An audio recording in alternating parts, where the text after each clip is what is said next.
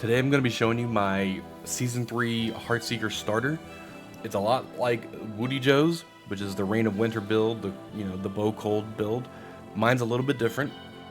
I call it the PERMACRIT build. As you can see, I have 100% crit on my bow. This is not something that you'll level with. I highly advise playing Umbra Blades or something that you're comfortable leveling with, because Heartseeker for some reason is hard to get going when you don't have the items yet. Some people find it easy. I did not. I'm silly. So I'll show you that my build is mostly the same for most pieces. As you can see here, I have the sphere and I have the peak of the mountain, the +4 to Heartseeker, the Rain of Winter, the Trocus Teeth.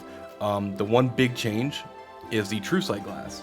This is the new Primordial Amulet, which says the critical strike chance above 100% gives a chance to deal deadly strikes, up to 40% chance. I'm assuming that that does scale over 100%. I'm not positive. I'll have to do some research on that. But deadly strikes count as critical strikes, but have an additional 300% crit strike multiplier. So I'll show you here. When you do a deadly strike, it shows up as burnt orange instead of yellow. Yellow is a crit. It'll show up as like a burnt orange. When I was initially theory crafting this build, I was thinking about my Void Knight and how 2 seasons ago I saw a random video of the Erasing Strike build and it was absolutely deleting things. And that build was 100% crit, and then the new Void Knight from last season had reduced base crit chance. So I was like, well, with this season, with this amulet, I was like, I really wanted to implement this into the build. There's a bunch of different things that you can do.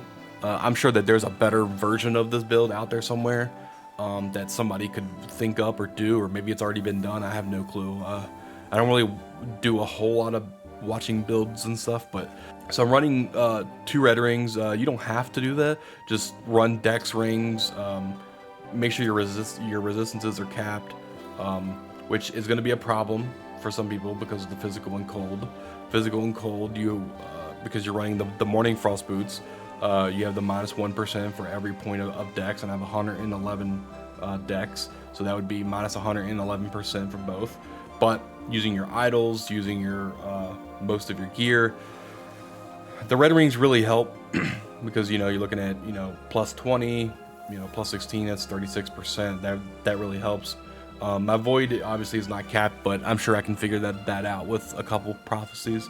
But yeah, the one big important part that all the other Rain of Winter players use, because they usually use the sphere, that you want to make sure that your attunement that you get from your bow matches your intelligence. So you can see 25, 25. So without the bow, with the bow, they're uneven because of the attunement added.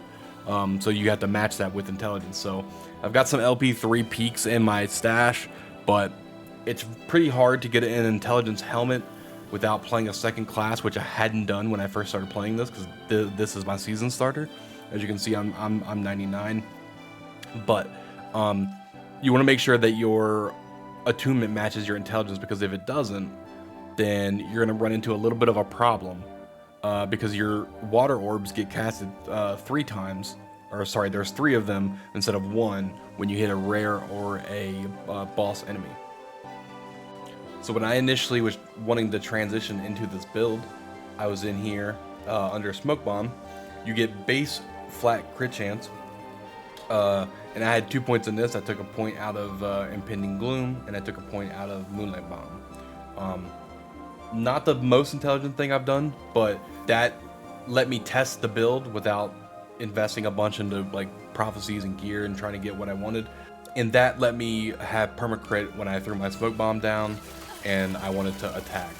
I could really test and see the attacks and see how often Deadly Strikes was gonna proc, and it does a lot. If you really like speed farming builds, or if you like something that's gonna clear a bunch of nodes fast in your monoliths or in dungeons, or maybe you ran out of portal charms, whatever the case is, if you love speed farming builds, I think this is one of the best that I've ever played. I really enjoyed Heartseeker last season. I played Void Knight last season, played a bunch of different builds last season. This is so far my favorite version of the Heatseeker build that I've made. You're seeing a Monolith that I'm running through here. I'll show you the Aberoth kill here next. It's a pretty fast build. Speed-wise, you could substitute some items somewhere. You know, do your own thing. Don't just do verbatim what somebody else does. Experiment with your own things. That's how I found this build. That's how I found out that I like running the PERMACRIT. Before we fight him here, I'm gonna pop Dark Quiver. This is something new that I'm trying. I like it. I can't really tell if I should spec into it or not yet. That's still something that I'm kind of exploring with, but this is probably my 4th or 5th kill this season. Last season I killed him probably 40 times, 50 times, but I haven't tried this on Uber Aberoth yet. Obviously I'm not even level 100 yet, and my gear still kind of sucks, but I will give it a shot at some point. I probably won't be successful, but we'll see how that goes.